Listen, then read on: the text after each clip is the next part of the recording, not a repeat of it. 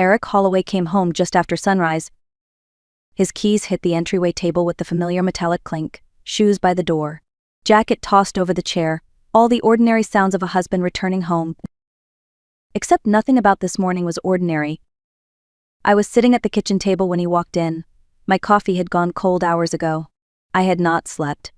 I had spent the entire night watching the clock slide past midnight on the day after my birthday, knowing exactly where my husband was and choosing not to imagine it anymore. Eric stood in the doorway and looked at me like I was the one creating tension. "You are overreacting," he said casually, as if he had not disappeared all night. I looked at him and noticed something that would stay with me forever. He looked tired, but he did not look guilty. There was no urgency in his voice, no shame in his eyes, just mild annoyance, like I was inconveniencing him by being awake. "She was struggling, Grace," he added. "Lauren had a panic attack. What was I supposed to do, ignore her?" I did not answer. "Babe, come on." His voice softened into something meant to sound reassuring. "She is going through a hard time. She just needed someone." I finally spoke. "You did not answer your phone. I called you 6 times. It was on silent. I did not see them until this morning," he said, shrugging. That shrug did it. In that moment, something inside me did not break, it settled. I looked down at my left hand. The wedding ring sat there quietly, a thin gold band I had once loved more than anything. Without saying a word, I slid it off my finger and placed it on the table between us. Eric stopped talking. "What are you doing, Grace?" I stood up. For the first time in years, my legs felt steady. I had not always been this quiet. Before Eric, I was the woman people noticed. I laughed loudly, spoke freely, and said what I thought without apologizing for it. My friends used to joke that you could hear my laugh from across any room. I took up space without asking permission. Somewhere along the way, that woman faded. It did not happen all at once. It never does. It happened in small moments that felt harmless at the time. The first time I chose not to argue because Eric looked tired. The first time I convinced myself that my discomfort was me being sensitive. The first time I swallowed a thought because keeping the peace felt easier than explaining why something hurt. I became good at adapting. If Eric was distant, I gave him space. If he dismissed something I cared about, I told myself it was not important anyway. If my instincts whispered that something was wrong, I silenced them with logic and loyalty. Marriage teaches you compromise, people say. What no one tells you is how easy it is to confuse compromise with self-erasure. I stopped asking questions that might lead to uncomfortable answers. I learned how to read Eric's moods before speaking.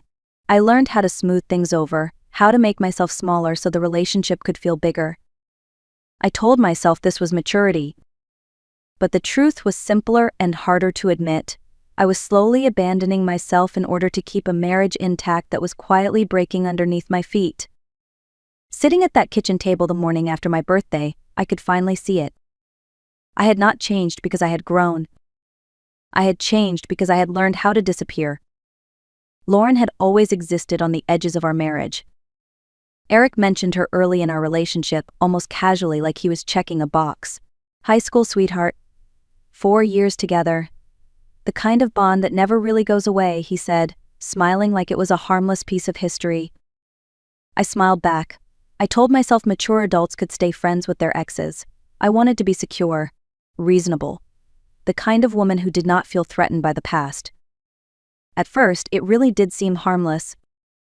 A message here and there, a casual mention of grabbing coffee. Eric would bring her up in conversation so easily that questioning it felt petty. I did not want to be the jealous wife who read too much into things. But there were signs. I see that clearly now. His phone lighting up late at night, turned slightly away from me. Messages he answered quickly, then put the phone face down on the table. Laughs he did not explain. Conversations that stopped when I walked into the room. Once I found an earring in his car, not mine, small, silver, definitely not something I owned. Eric laughed when I showed him. "It must have been there forever," he said, "probably from before we even met." I believed him because believing him was easier than imagining what the truth might be. When we got engaged, Eric proposed in front of his family. Everyone cheered. I was glowing. Later that night, scrolling through photos online, I saw a comment under one of them. Beautiful ring, he has good taste. Lauren. I asked Eric why his ex was commenting on our engagement photos. He barely looked up from his phone. We are still friends. What is the big deal? So I let it go. I let that go, and so many other things with it. My birthday fell on a Tuesday that year. Nothing extravagant was planned. Just dinner at home, a small cake from the bakery I loved, and the quiet comfort of being with the person who was supposed to choose me every day. Eric said he would be home early. He even kissed my forehead that morning and told me not to wait up. I waited anyway. The cake sat untouched on the counter. The candles stayed in their box. As the evening stretched on, my phone stayed silent. No text, no call, just excuses forming in my head before he had even given them to me. By 10, I called him, straight to voicemail. By 11, I called again. Then again. 6 times in total. Each one unanswered. Each one tightening something in my chest I had spent years pretending was not there. Midnight came quietly. The day I was born ended without my husband. When Eric finally walked in the next morning and told me Lauren had a panic attack, something clicked into place. Not loudly, not dramatically, just clearly. I understood the difference between an explanation and a performance. This was a performance. He spoke calmly, reasonably, as if the situation made sense, as if my hurt was an inconvenience he needed me to manage better. I looked at him and realized I was done filling in the gaps for his stories. I was done making his behavior easier to accept. The woman who waited up with a cake and unlit candles was gone. In her place was someone who finally understood that being understanding had cost her everything. That was the moment the spell broke. And once it did, there was no putting it back together. Before I left the apartment that morning, I did something I had never done in our entire marriage. I went to Eric's desk. His laptop was open, the screen dimmed but still awake like it had been waiting.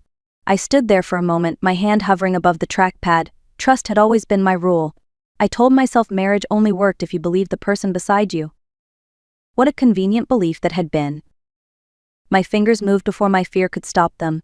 I did not know exactly what I was looking for. I only knew I could not leave without knowing the truth. The messages were easy to find. There was a conversation labeled Mom.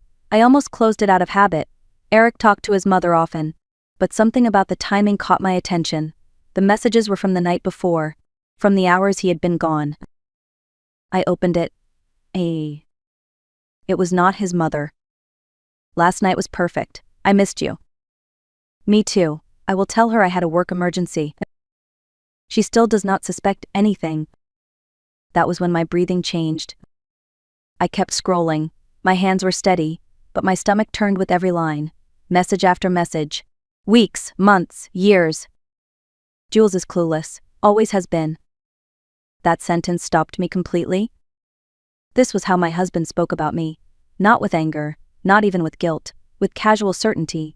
Like I was a role he had learned how to manage. There were messages from our wedding day, from the reception, photos I had never seen, hotel rooms, smiles that did not belong to me. He had been texting her while I danced with our families. I sat back slowly, the room feeling suddenly unfamiliar, like I had stepped into someone else's life. This was not a mistake. This was not confusion. This was not complicated.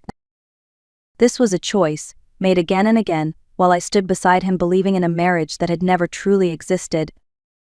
I closed the laptop gently, like the truth might shatter if I slammed it shut. I did not confront Eric. I did not yell. I did not demand explanations. I had already heard everything I needed to hear in words he never meant for me to see. I went to the bedroom and pulled a suitcase from the closet. I packed slowly and deliberately. Clothes, my toothbrush, my laptop charger, only what I knew I would need for a few days. Eric followed me down the hallway, his confusion turning into irritation. Are you really doing this, Grace? You are just walking out? I did not answer. When I passed him, I caught the scent of perfume on his shirt, sweet, unfamiliar, another detail I would never be able to forget. Grace, this is not how marriage works, he said, louder now. I stopped for a moment and looked at him. You spent my birthday with your ex-girlfriend, I said quietly. That is not how marriage works either. I zipped the suitcase. I walked out of the apartment without looking back. That night, I checked into a small hotel across town. The room was silent in a way our home had not been in years. My phone buzzed nonstop. Eric's messages came in waves: anger, bargaining, apologies that felt borrowed. I did not respond. For the first time in a long time, I did not feel anxious about where my husband was. I already knew. The next morning, I drove to my mother's house. I had rehearsed the conversation in my head the entire way there, but the moment I walked into her kitchen, the words came out on their own.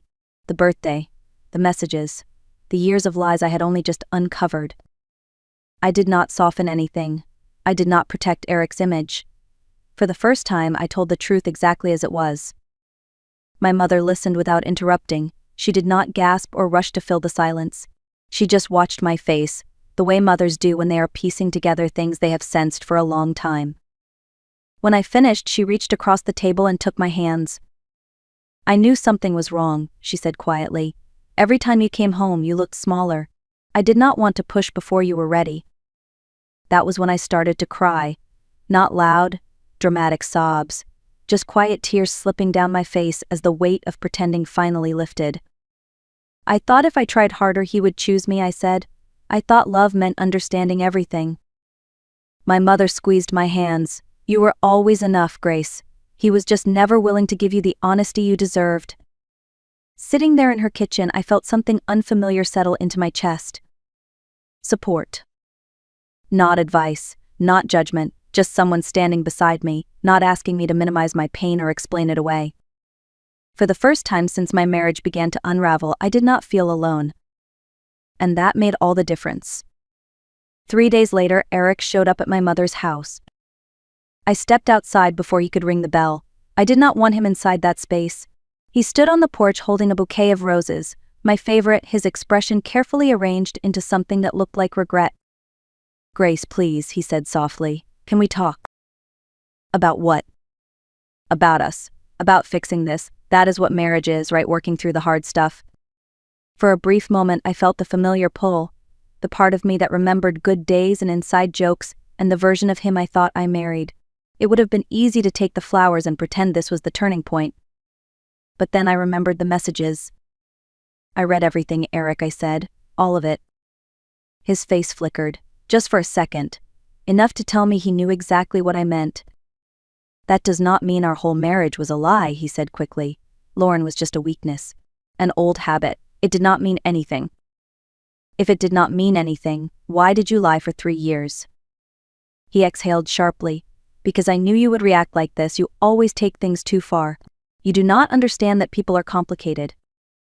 There it was. Even now he was trying to make my reaction the problem. I looked at him and felt something unexpected. Calm. "You spent our entire marriage choosing someone else and expecting me to stay quiet," I said. "There is nothing to fix." "Grace, please." "I want a divorce." The words landed between us, solid and final. I turned and walked back inside, closing the door before he could follow. For once, he had nothing left to say. The following week, I sat in a quiet office across from a woman named Rachel Carter. She did not rush me. She did not interrupt. She listened while I told the story from beginning to end. The birthday, the messages, the years of deception I had only just uncovered. When I finished, she folded her hands and looked at me calmly. "Do you still have access to the messages?" I nodded. I had taken screenshots of everything before I left. "Good," she said. "In this state, infidelity matters, especially when it is ongoing and documented."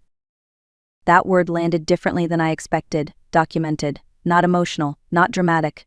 Just factual. Rachel asked about our finances, the mortgage, our incomes, how we split expenses. I answered honestly, realizing as I spoke how much I had assumed instead of verified over the years. "I make about 30% more than Eric," I said. "My income has always been more stable." "And the down payment on your apartment?" "That was mine. Entirely. Eric did not have much saved at the time." Rachel nodded, writing something down. "That is important." She explained how trust often keeps people from looking too closely at money, how affairs rarely stay emotional, how they usually leave a financial trail if you know where to look. "You are not being vindictive by wanting clarity," she said. You are being responsible." When I left her office, I felt something shift. Until then, I had been reacting, processing, surviving. Now I was preparing. For the first time, this was not just about heartbreak, it was about accountability, about refusing to carry the cost of someone else's betrayal.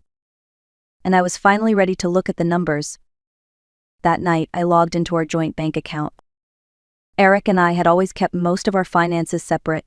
The joint account was for shared expenses, rent, utilities, groceries. I had stopped checking it closely a long time ago. Trust makes you careless in ways you do not notice until it is too late. The transaction history told a story I had not been paying attention to. Small withdrawals at first, then larger ones, transfers to an external account I did not recognize, restaurant charges in parts of the city Eric and I never visited together, weekend expenses that did not match any trip I remembered taking. Then I saw the jewelry store charge. $800. My chest tightened. Eric had never given me a necklace like that, not for my birthday, not for our anniversary, not ever. I kept scrolling. There was a hotel charge from Austin. A weekend he had called a sales conference. The hotel was not near any conference center, it was a resort. I pulled up his messages and matched dates, the same weekends, the same nights. Every lie lined up perfectly with the transaction. This was not carelessness, it was intentional. He had been funding his affair with money that belonged to both of us. Money I had earned. Money that was supposed to be building our future. I opened a spreadsheet and began documenting everything: date, amount, description. I cross-referenced charges with messages and calendar entries. When I finished, I had over 30 pages of organized records. I emailed everything to Rachel. "Let me know what else you need." When I closed my laptop, I felt something unfamiliar settle in. The anger was still there, but it had changed. It was no longer sharp or consuming. It was focused. Eric had spent years believing I would never look closely enough to notice. Now I was looking. And what I was seeing was going to cost him far more than he expected. The divorce papers reached Eric 2 weeks later. I knew the moment he received them because my phone started vibrating non-stop. The messages moved quickly from anger to disbelief to desperation. "You are making a huge mistake. You are going to regret this. I never thought you could be this cruel." Then, 20 minutes later, "Can we please just talk?" I did not respond. What I did not expect was how quickly he shifted strategies. My mother mentioned that Eric had stopped by, unannounced, crying on her porch and asking her to talk some sense into me. My brother received a long message about how worried Eric was about my mental state, how I was under so much stress and making impulsive decisions. Then my workplace called. My manager asked me to step into her office that afternoon. She closed the door gently and looked at me with concern. "Your husband called this morning," she said. "He wanted to warn us that you might be struggling personally, and that it could affect your judgment at work." For a moment the old instinct flared, the urge to protect him, to soften the truth, to make things easier. But I was done doing that. "My husband cheated on me throughout our entire marriage," I said calmly. "I am divorcing him. He is not taking it well." She nodded slowly. "I am sorry you are dealing with this, and for what it is worth, no phone call from a bitter spouse changes how we see your work here." That night I called Rachel and told her everything. "Document it all," she said. "If this continues, it strengthens your case." Eric thought controlling the narrative would save him. Instead, he was only proving how far he was willing to go to avoid facing the truth. A few days later, Rachel called me with a tone I had not heard from her before. Focused, almost pleased. "I finished reviewing the property records," she said, "and something important came up." My stomach tightened. "What is it?" "The down payment on your apartment came entirely from your personal savings, not partially. Not mostly, 100%. "I already knew that," I said. "Eric did not have much saved back then." Rachel paused. "And the agreement you mentioned, the one where he was supposed to contribute more to the mortgage to balance that out, was that ever put in writing?" I thought back. The conversations, the promises, the trust. "No," I said quietly. "It was just something we agreed on." Rachel's voice stayed calm. "The payment history shows that for the past 2 years, You have both paid exactly 50% of the mortgage. He never increased his share. I felt a slow wave of disbelief. I had never noticed. I had trusted the numbers because I trusted him. This changes things, Rachel continued. You contributed the full down payment and half the mortgage, while he diverted marital funds to an affair. Your equity is significantly higher. She explained what that meant. How fault and financial misconduct could justify an unequal division of assets. How this was not punishment but correction. When the call ended, I sat in silence for a long time. Eric had taken my trust, my money, and my silence for granted. But he had also left behind proof. For the first time since my world cracked open, I felt something close to hope. Not the fragile kind that depends on someone else. The solid kind that comes from standing on the truth. The court date arrived 6 weeks later. I sat beside Rachel in a quiet courtroom that felt smaller than I expected. Eric sat across the aisle with his attorney, avoiding my eyes. The man who once spoke so confidently about everything now looked tense, his shoulders slightly hunched, his jaw tight. Rachel began with the financial records. She laid everything out slowly and methodically. The joint account Eric had opened with Lauren, the steady transfers of money over more than a year, the jewelry purchase, the hotel stays, the resort weekends labeled as work trips. Each transaction was dated, each one connected to messages and calendar entries. Eric's attorney objected more than once, but the judge listened, flipping through the documents with careful attention. Then Rachel introduced the messages.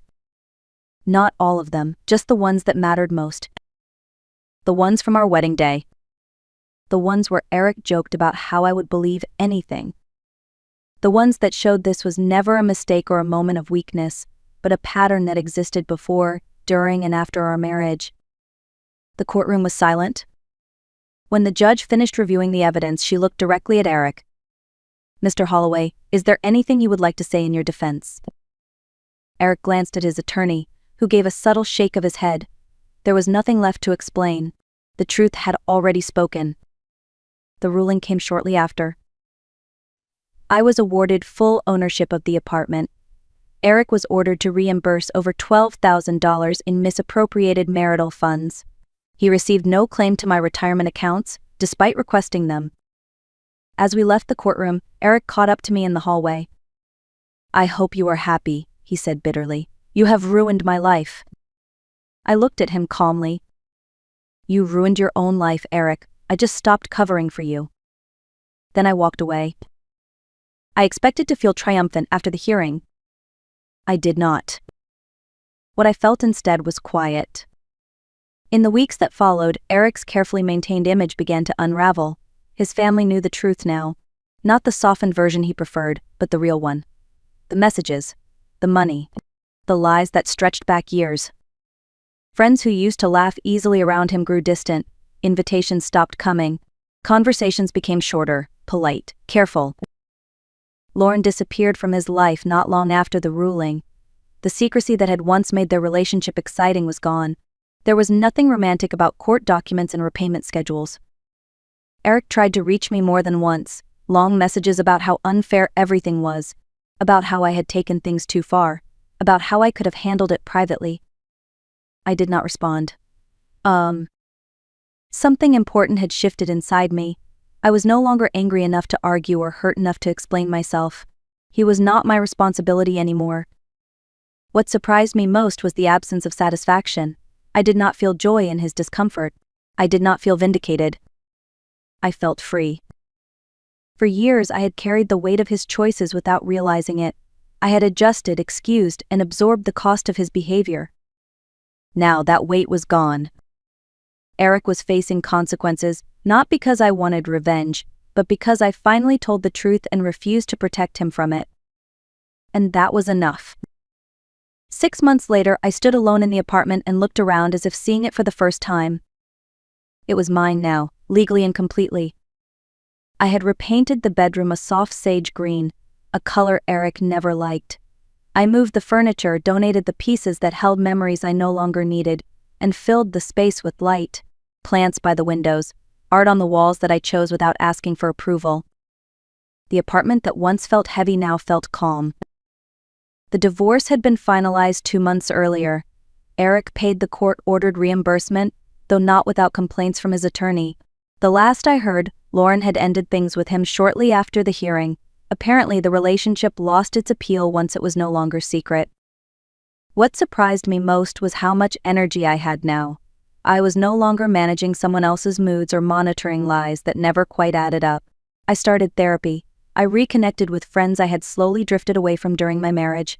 I even picked up painting again, a hobby I had abandoned years ago because Eric thought it was impractical. My mother noticed the change immediately. "There you are," she said one afternoon, her eyes filling with tears. "I was worried you were gone forever." I hugged her tightly, realizing how close I had come to losing myself completely. But I had found my way back. And this time, I was not letting go. Looking back, I do not measure my marriage by how long it lasted. I measure it by what it taught me. I learned that silence is not peace. It is often just fear wearing a polite face. I learned that love does not require you to shrink, excuse, or doubt your own instincts. And I learned that choosing yourself is not selfish, it is necessary. Eric once told me I was overreacting, that I was too sensitive, that I did not understand how complicated people could be. What I understand now is simple. If someone lies to you, uses your trust, and expects your silence to protect their comfort, the problem is not your reaction. The problem is their behavior. Walking away was not revenge. Telling the truth was not cruelty. Setting boundaries was not punishment.